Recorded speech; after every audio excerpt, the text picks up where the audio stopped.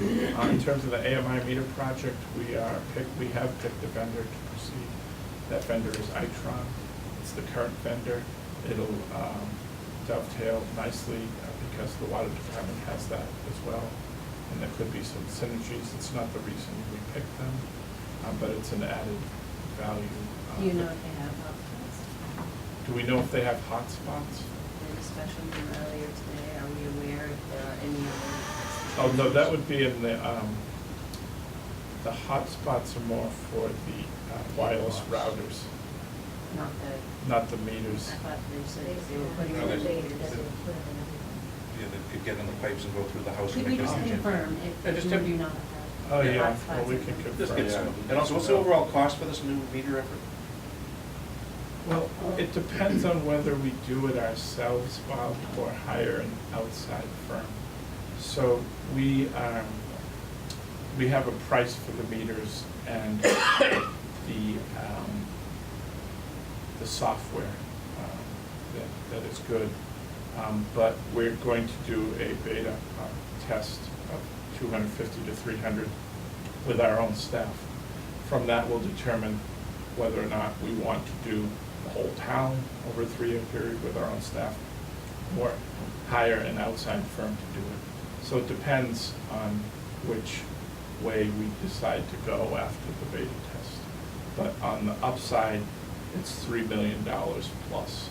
And the primary benefit is not to have remote. $3 million plus, $3 million plus if we do it ourselves. No, it'd be less than that if we did it ourselves. Depending on we do it during the day or overtime, about those. Is this required going into any houses, or is this just working into the outside meters? Well, it requires going into apartment complexes where they have meter rooms, but for most houses, it's on the outside. 90%, I don't Sean? believe we have any inside meters since the last deployment.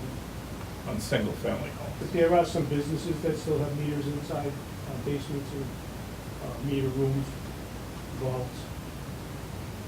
Right now, people,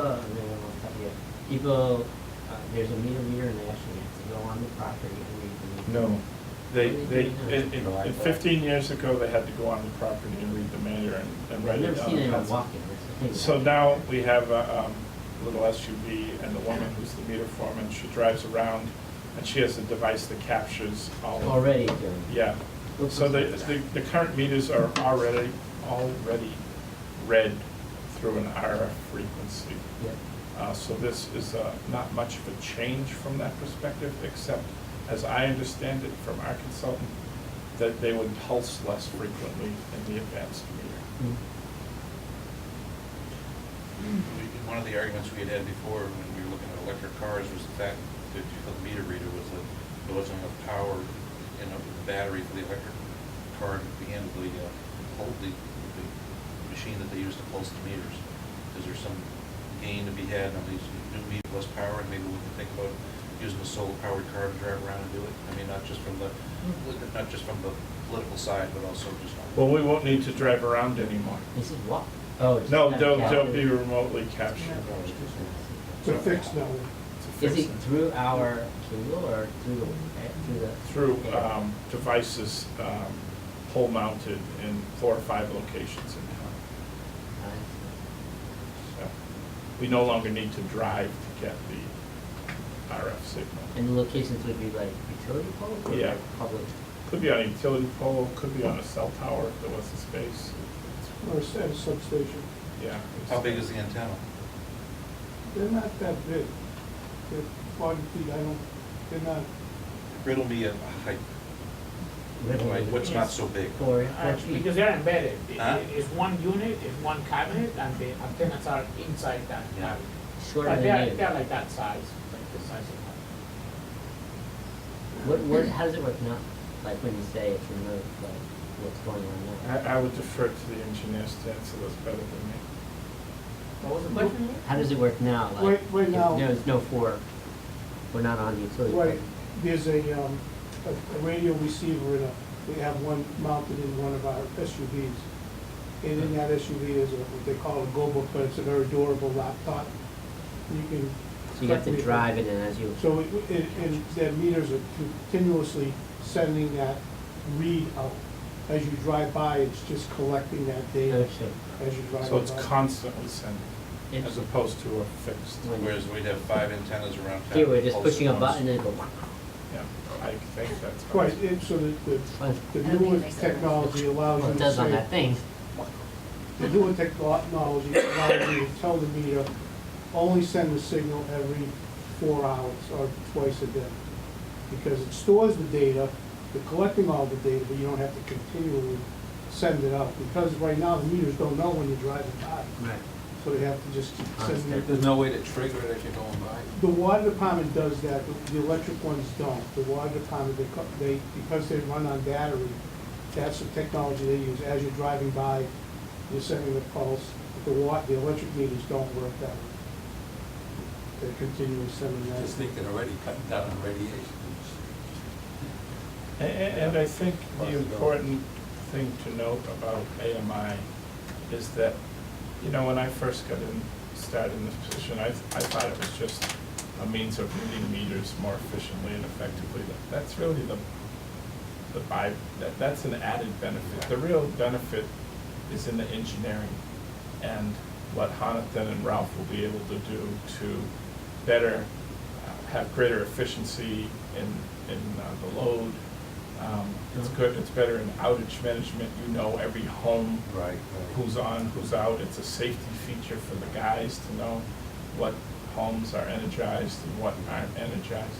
Well, that's And what if the industry ever goes towards time of use billing, this meter will allow for that. And there's a lot of push in certain communities to go for time of use billing to create greater efficiencies, especially from those in the environmental community who want to see people who are using it during peak times to cut back.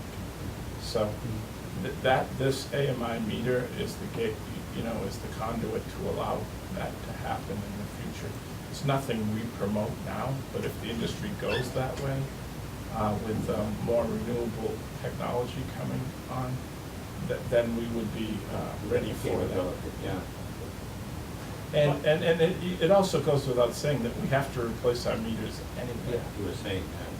Mike, I just wanted to mention about the question of the hotspot. I believe that's the solution that Verizon was offering. Oh, yeah, they can read them.